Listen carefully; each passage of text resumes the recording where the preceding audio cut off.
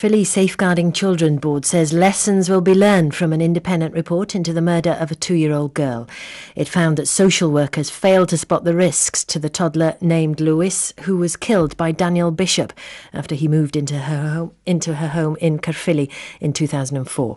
The board's chairman, Dave Hopkins, told BBC Radio Wales that changes were being made.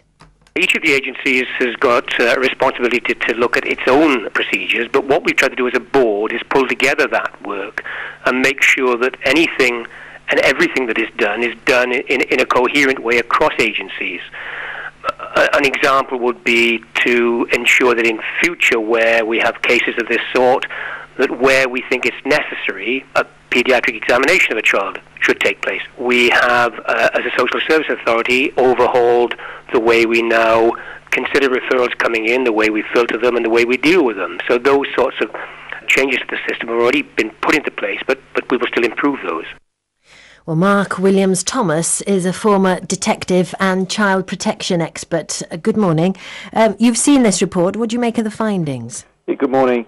Yeah, I mean, the findings are very clear. The findings clearly set out that, along with the 8 recommendations, that a number of things need to be addressed, and some of those have just been highlighted. Some of the other issues are better training, far better communication between the different agencies, a better identification of risk, and better resources. But what we must remember is that, sadly, this child died. But this child, it died in light of what happened in 2000, which was the Victoria Climbié death, which resulted in 128 injuries that this child suffered, and on 12 separate occasions the agencies could have intervened. So sadly, whilst lessons are being learned from this, one has to say, why haven't those lessons been learned previously, given the fact of Victoria Climbié's death in 2000? Well, yes, and the extensive Lord Laming inquiry. Are you saying that nothing really has changed? No, a lot has changed. I think there's an incredible amount has changed of those recommendations that Lord Laming made, and indeed other recommendations of other serious case reviews have taken place.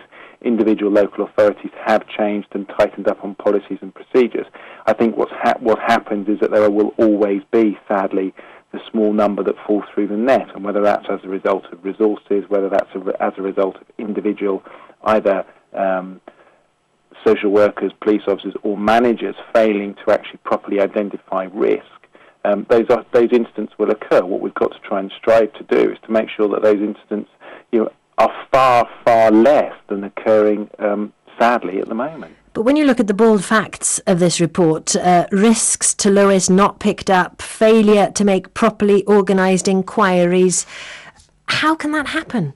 Well, clearly it shouldn't have happened, and I think the point being here is that, and a point that came out of the recommendations, was around training, and that people weren't properly able to identify the risk that came about, and indeed the mother and the offender sheltering the child. Well, the point being is that child should never have been able to be sheltered. A 2-year-old child should be constantly looked at. After all, we must remember this child had 13 fractures, cigarette burns, crush injury to hand, 50 other bruises. Now that's an incredible amount on a small little 2-year-old child, and a simple examination would have identified that. So we shouldn't be allowing people, 2-year-old children, not to go through some kind of examination, on a monthly or a yearly, and particularly when a child has been identified at risk, which is what this child was. One of the frequent criticisms is that the various agencies just don't talk to each other. Is that lack of communication still putting children at risk? Oh, absolutely. I mean, it's not just children, it's as a general, when we're dealing with all kinds of cases, communication between agencies is far worse. And we see that in our daily life. We prefer to send an email to someone who sat next to us rather than talk to them. Our communication is really poor, and it's very bad through different agencies. And of course, what we must remember is a lot of these agencies work in completely separate offices. They're not even linked together. That has improved, and it's getting better. But sadly, I still think we are lacking in our ability to communicate with each other. Thank you very much, Mark Williams-Thomas, a former detective